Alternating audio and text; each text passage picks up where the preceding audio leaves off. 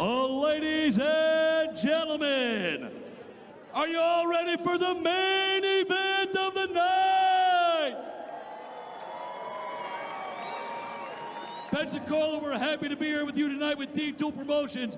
And to all you watching on RU Live, thanks for buying the pay-per-view. Thanks for tuning in. And now, let's get down to action. This bout is being brought to you by our good friends at Banks Construction and is scheduled for one 10-minute round. If at the end of that round, we do not have a winner by submission, the bout will be declared a draw. And now, let's meet our grapplers. Introducing first, grappling out of the blue corner. Standing 5 feet 10 and representing Rufus Sport MMA. Fighting out of Milwaukee, Wisconsin. He is the former WEC and UFC lightweight champion of the world, Anthony Showtime Pettis. And his opponent, grappling out of the red corner. Standing 5 feet 11, representing American Top Team. Fighting out of Miami, Florida. He is a perennial UFC contender and Mr. Three-Piece and a Soda. Please welcome Jorge Gamebred Masvidal.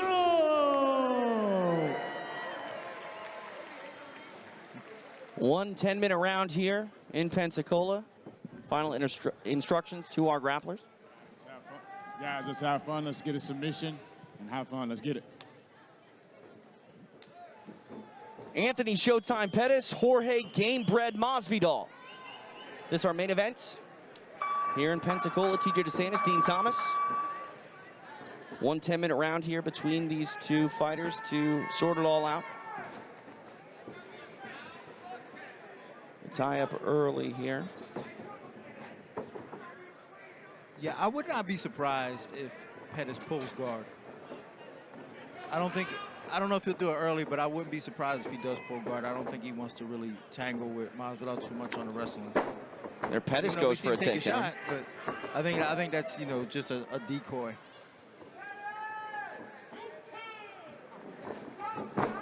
Both these men fighting at welterweight now in the UFC, but it's been a considerable time at lightweight. But really equally sized. It's not that one fighter is really all that much bigger than the other. Right, and I mean, they're both coming off the biggest wins of their career, and in which we felt like they were going to be undersized in those fights. Both of them knocking out, respectively, Darren Till and Stephen Wonderboy Thompson.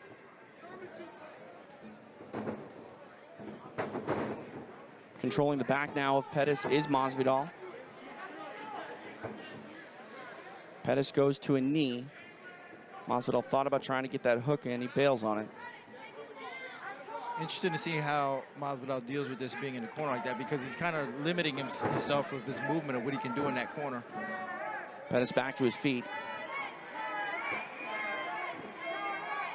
Pensacola Bay Center kind of split in their support here. Some chance for Pettis. You mentioned Masvidal, really a legend in these parts. Well, that's South Florida. This is a little different. We don't claim. It's still Florida. It's still Florida. King of the Boatyard. From the Boatyard to the bright lights, Masvidal takes on Pettis' teammate Ben Askren here in a couple weeks. Wonder if there's any intel gathering here for Pettis grappling against Masvidal. I don't think so. I think it's not a lot you can tell from a situation like this. And Masvidal's not going to have this approach against Ben Askren. Yeah, right. Pettis not afraid to give up his back here to Masvidal. Masvidal really hasn't tried to get the hooks in. No, well, I think that's kind of Pettis' style. See, and there it goes right there. I knew he would want to get to his guard eventually. But I think he was just waiting his time. He didn't want to spend 10 minutes in his guard, but, I think his time kind of dwindles down. He's going to want to give himself an opportunity to start throwing up some submissions here. Pettis goes inverted, and Masvidal kind of disengages. All fun and games.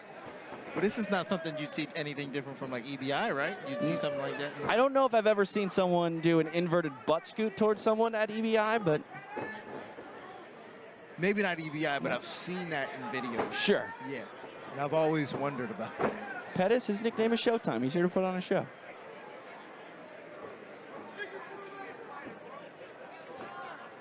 I think a lot of respect here from both of these guys as well. I mean, Pettis on his seat. Masvidal doesn't really want to go and dive into the guard of Pettis, and I think that's a sign of respect. Yeah, this is a strong spot for. Yeah, there he goes. It's a strong spot for Masvidal. That Darce choke. He's got a great Darce, but Pettis was hip to it and got his chest down onto the floor. Masvidal trying to put some weight on Pettis. Pettis able to get to a knee now, back to his feet. Working a Kimura as Pettis, he bails on it.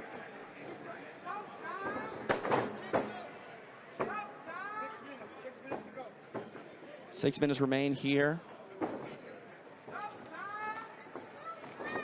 Pettis kind of playing possum. I think he's waiting for Masvidal to make a mistake, and I think he might be waiting for him to shoot to make a mistake to hit his guillotine.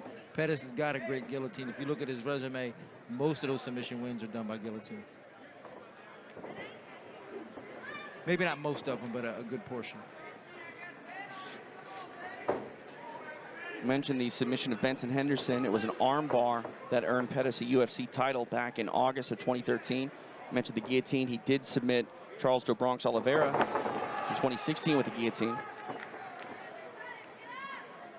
It's interesting, between these two gentlemen, they both own a submission over Michael Chiesa, who has a very well-respected ground game in mixed martial arts, and Chiesa's only been submitted 3 times in his entire career, and you're looking at 2 guys that did it. Halfway point here of this round. I would say regulation, but it's the only round. We don't go to overtime. If we fail to get a submission here in this 10 minutes, the bout will be declared a draw.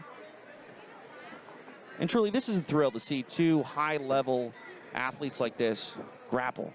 Yeah. And it's for charity. This is a bully-proof fundraising event. We appreciate everyone joining us on Are You Live, all for a good cause tonight. And when Masvidal heard about this event, he absolutely signed on immediately.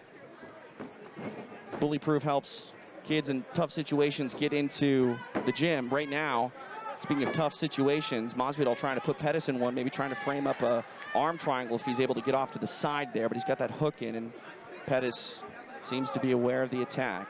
Yeah, Masvidal putting a lot of pressure on Pettis. Again, Pettis, you know, that's his grappling style. It's very lackadaisical, but he's waiting for a mistake. And if Masvidal gives him an opening, you will see him attack it.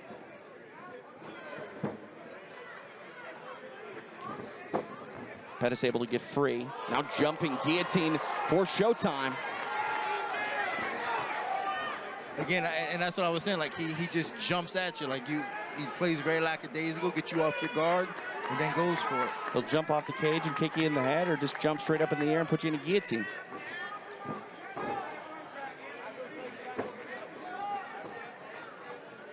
Now back on the feet. You see him playing possum, just kind of scooting over, not even looking at him. Again, he tries a leg attack there.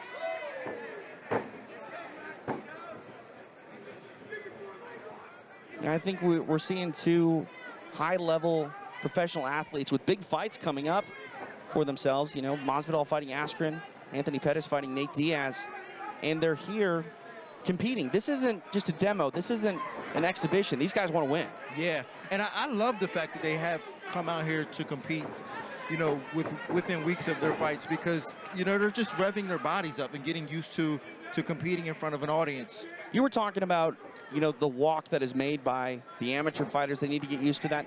It's never a bad thing for fighters like these guys at the highest level to make that walk and just, you know, kind of knock the rust off. Absolutely not, and this is why they're here, is to make that walk, get used to this, get used to having a person in front of you that's trying to beat you, and you're trying to beat that other person. Now, obviously, the ramifications aren't as much as a UFC fight, but right, they still get to enjoy it and get to feel it and know what it's like again.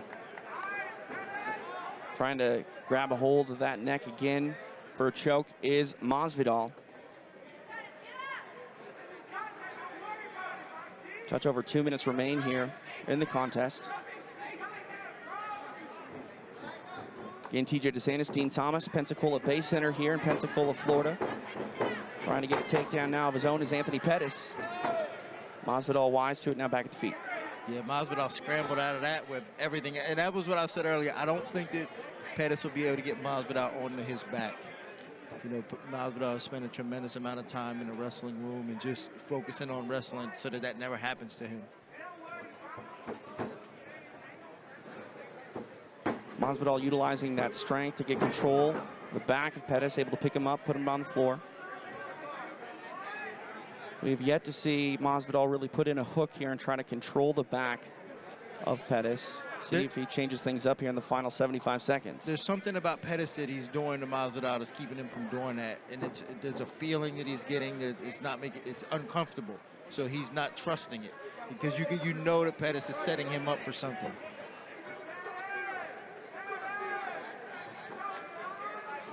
Final minute of the match. Pettis trying to grab a hold of that right leg of Masvidal. Masvidal again on the neck of Pettis. Pettis wise to it. 45 seconds left.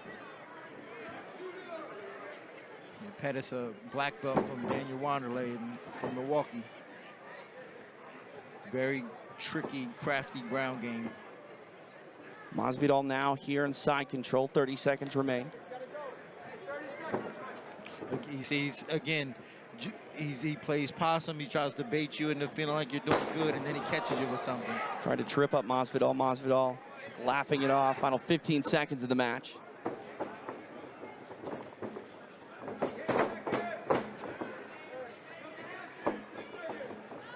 Time is going to expire, but not before Anthony Pettis jumps on something. Nothing there, and that's a wrap. Jorge Gamebred Masvidal, Anthony Showtime Pettis. They grappled to a draw. What a treat that was, Dean Thomas. Yeah, that was a treat. That was a lot of fun to watch. And these guys, they didn't have to come out here, and they did just for our entertainment. Two UFC warriors with huge fights in their careers upcoming and not afraid to put it on the line and showcase their grappling skills. And for both of these guys where it's mixed martial arts all the time, I'm sure this was a treat for them to come out and grapple against a high-level opponent. You know, they've never competed against each other, and to have, you know, to come out here and compete in this safe environment, so to say, it had to be fun for them. See, Masvidal, he had the control of the neck there of Pettis and utilized some wrestling to get Anthony to the floor. Looked like he was going to try to break off to the side for maybe an arm triangle, but Pettis was wise to it. Really good display of defensive and offensive grappling from both of these guys. Pettis tried to jump that guillotine. Masvidal wise to it, and he's still having some fun inside the ring.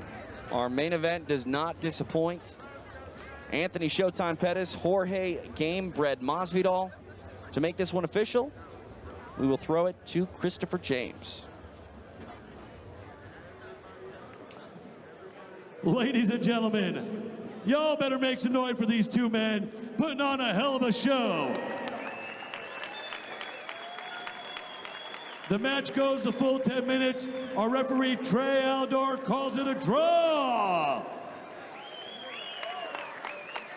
And now we're gonna have both these guys speaking with our own Dean Thomas. Man, that was a lot of fun for us to watch.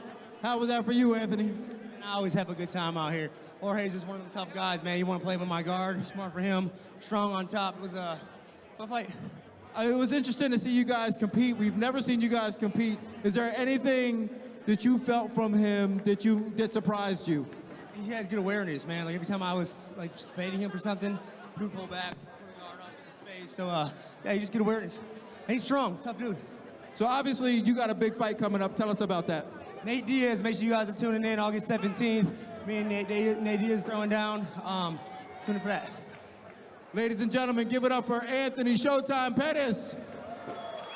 Where's George? George, come on over here. Same thing for you, man. That was a lot of fun to watch. Is there anything that surprised you about Anthony Pettis? Well, I knew that he'd be pulling the slick stuff, you know. He likes to act docile like he's asleep and then explode with up. Sorry about that. Man, I know how he is, man. He's a slick dude. He likes to lure people to sleep and then go. So I was very cautious of that, you know. It seemed to catch you off guard almost with the jumping guillotine. How close was that? Part close because he was wrapped around the chin, but I saw it. I recognized it once he jumped up and he kicked him, but he did get it for a second. You know, it was pretty tight. Now, you obviously got a pretty big fight coming up, too. Tell us about that. July 6th, watch some real-life violence. If you like violence, tune in July 6th. Who are you fighting? Some nobody motherfucker, some dead motherfucker. That's all that counts. Ladies and gentlemen, make some noise for Jorge Masvidal.